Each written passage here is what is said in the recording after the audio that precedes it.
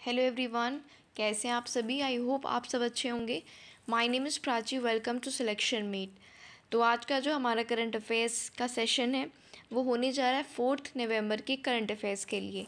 यानी जो 4 नवंबर को सारी न्यूज़ आई हैं उनको हम यहाँ पर डिस्कस करेंगे अपने one stop solution current affairs में। OSS current affairs one stop solution का मतलब ये है कि सिर्फ आपके किसी एक पर्टिकुलर एग्ज़ाम को फॉलो नहीं कर रहा है, ये आपके बहुत सारे एग्ज़ाम्स को जो कि वनडे एग्ज़ाम्स हैं उनमें एप्लीकेबल है, उनमें आपके लिए हेल्पफुल है। ठीक है, तो ये सेशन आप मिस नहीं कर सकते और आपको एंड तक पूरा सेशन देखना है। अगर आप करंट अफेयर्स के लिए ही ये वीडियो देखने आए हैं तो ये पूरा वीडियो देखिए, एंड तक देखिए। ठीक है, यहाँ पर हम इम्पॉर्टेंट टॉपिक्स को डिस्कस करते हैं जो हमने एनालिसिस किया है, जो एग्ज़ाम में बार बार पूछे जाते हैं।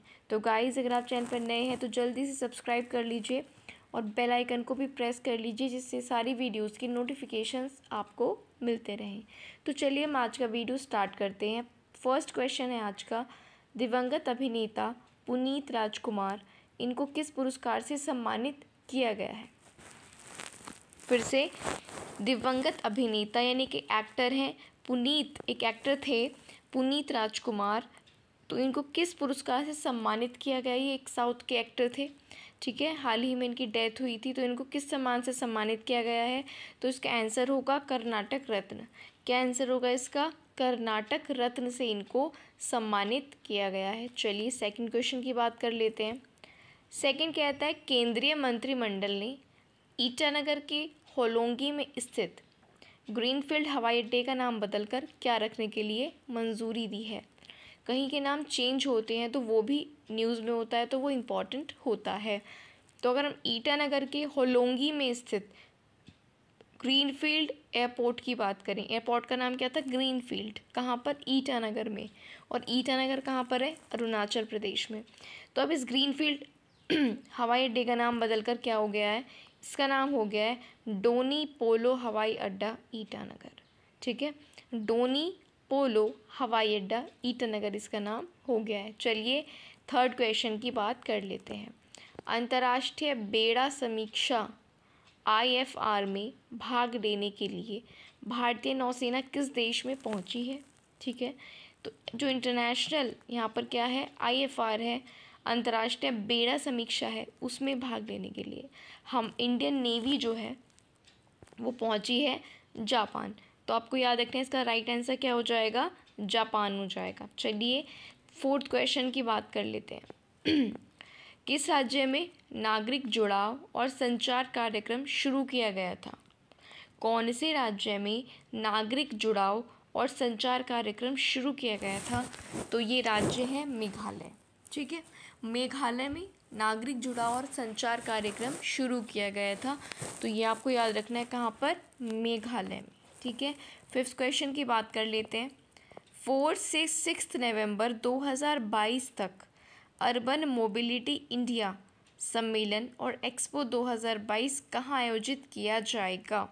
फिर से, अर्बन मोबिलिटी इंडिया सम्मेलन और एक्सपो 2022, ठीक है, ये कहाँ पर आयोजित किया जाएगा। तो कोच्चि केरला में आयोजित किया जाएगा। तो इम्पॉर्टेंट क्वेश्चन है, आपको याद रखना है, अर्बन मोबिलिटी इंडिया सम्मेलन और एक्सपो कहाँ पर? कोच्चि केरला में होगा। सिक्स्थ क्वेश्चन की बात कर लेते हैं। तीसरी वंदे भारत ट्रेन किस रूट पर चलाई जाएगी। Most important question. जैसे कि आपने अगर पहले कोई एग्ज़ाम दिया है तो आपने ऑब्जर्व किया होगा कि वंदे भारत ट्रेन पहली और दूसरी जो चली हैं उनके बारे में पूछा गया है, उनका रूट क्या रहा है। तो वैसे ही जो तीसरी वंदे भारत ट्रेन है उसके रूट के बारे में यहाँ पर आपसे पूछा है। तो उसका जो रूट होगा वो चेन्नई टू मैसूर होगा। कहाँ से कहाँ तक? Chennai to Mysore, C2M, Chennai to Mysore, ये आप याद रखेंगे। चलिए, चेन्नई कहाँ पर है? तमिलनाडु। और मैसूर कहाँ पर है? कर्नाटका। नेक्स्ट क्वेश्चन की बात करते हैं। सेवेंथ क्वेश्चन, हाल ही में कौन सा ड्रिंक भारत में $1 अरब का ब्रांड बना है। हाल ही में कौन सा ड्रिंक भारत में, इंडिया की बात हो रही है, भारत में $1 अरब की ब्रांड बना है। तो उसका नाम है स्प्राइट।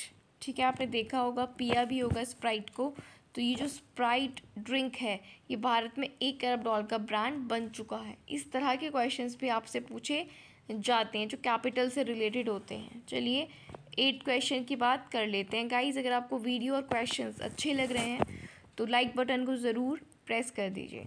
चलिए, हाल ही में जल जीवन मिशन के तहत 100% घरेलू कनेक्शन देने वाला राज्य कौन बना है?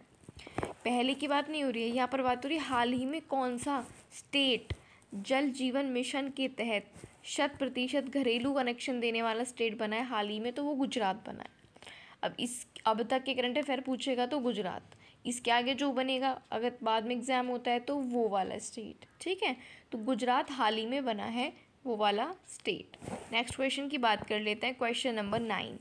हाल ही में कहाँ स्थित 2 नए भारतीय समुद्र तटों को ब्लू फ्लैग सर्टिफिकेट मिला है? तो अभी भारत के किन 2 समुद्र तटों को ब्लू फ्लैग सर्टिफिकेशन मिला है? तो वो 2 जो समुद्र तट हैं वो हैं लक्षद्वीप में। कहाँ पर है? लक्षद्वीप में। ये भी क्वेश्चन इम्पॉर्टेंट है, याद रखना है। चलिए 10th क्वेश्चन की बात कर लेते हैं। हाल ही में नासा और किस IIT के शोधकर्ताओं ने अंतरिक्ष स्टेशन में सूक्ष्म जीवों का अध्ययन किया है? यानी एक तो नासा है और एक भारत का कोई सा IIT है, उसके साइंटिस्ट या रिसर्चर्स ने अंतरिक्ष स्टेशन यानी स्पेस स्टेशन में एक सूक्ष्म जीवों का अध्ययन किया। तो कौन सा IIT था नासा के साथ? तो IIT मद्रास। इसका नाम आपको याद रखना है, IIT मद्रास और नासा ने, ठीक है। चलिए 11 क्वेश्चन की बात कर लेते हैं। हाल ही में किस पैरामिलिट्री फोर्स में पहली बार 2 महिला अधिकारियों को IG रैंक पर पदोन्नत यानी प्रमोट किया गया है? ठीक है, हाल ही में किस पैरामिलिट्री फोर्स में ऐसा हुआ है, पहली बार 2 महिला अधिकारियों को, 2 फीमेल ऑफिसर्स को IG रैंक पर प्रमोट किया गया है? तो ये हुआ है CRPF में। किस में हुआ है? सेंट्रल रिजर्व पुलिस फोर्स यानी CRPF में। चलिए नेक्स्ट क्वेश्चन की बात करते हैं, 12th। हाल ही में किस राज्य सरकार ने बच्चों के अनुकूल पुलिस थानों की घोषणा करी है? बहुत इंपॉर्टेंट क्वेश्चन है। कौन से स्टेट ने बच्चों के अनुकूल, ठीक है, जो बच्चों के लिए अनुकूल हों ऐसे पुलिस थानों को बनाने की घोषणा करी है? तो ऐसा क्या है? ओडिशा ने, ठीक है। किसने किया है? ओडिशा ने ऐसा किया है। तो ये आप ध्यान रखेंगे, इंपॉर्टेंट क्वेश्चन है। Next question 13। कॉलिंस डिक्शनरी का वर्ड ऑफ द ईयर किसे चुना गया है? ठीक है, कॉलिंस डिक्शनरी है, अलग अलग डिक्शनरी होती है, ऑक्सफोर्ड होती है, ठीक है, कॉलिंस होती है। तो कॉलिंस डिक्शनरी का वर्ड ऑफ द ईयर आपको बताना है क्या चुना गया है। तो वो है permacrisis. Permacrisis is the word of year of Collins dictionary. तो ये आपको याद रखना है, ठीक है। आई होप ये सारे क्वेश्चंस आपको समझ आ गए होंगे, ठीक है। सो आपको क्या करना है, अभी तुरंत इस वीडियो को सबसे पहले लाइक करना है। फिर जाने से पहले मेरी आपसे रिक्वेस्ट है कि आप अपने ग्रुप्स में इस वीडियो को ज़्यादा से ज़्यादा शेयर करें, जिससे ये सेशन ज़्यादा से ज़्यादा लोगों तक पहुंच पाए। हम जो कोशिश करते हैं वो ज़्यादा लोगों तक उसकी रीच हो पाए। और अगर अभी तक आपने चैनल को सब्सक्राइब नहीं किया तो जल्दी से सब्सक्राइब कर लीजिए। सेशन का PDF आपको डिस्क्रिप्शन में दिए गए टेलीग्राम चैनल पर मिल जाता है, ठीक है। तो वहाँ से आप यहाँ से पढ़ने के बाद वहाँ से रिवीजन के लिए PDF ले सकते हैं, ठीक है गाइज़। तो ये आज का सेशन था। आई होप ये सेशन आपको अच्छा लगा होगा, और अगर आप छोटा सा कमेंट कर देंगे तो बहुत अच्छा रहेगा। कमेंट बॉक्स में लिख के बताएं सेशन आपको कैसा लगा। So this is for today. Thank you for watching the video.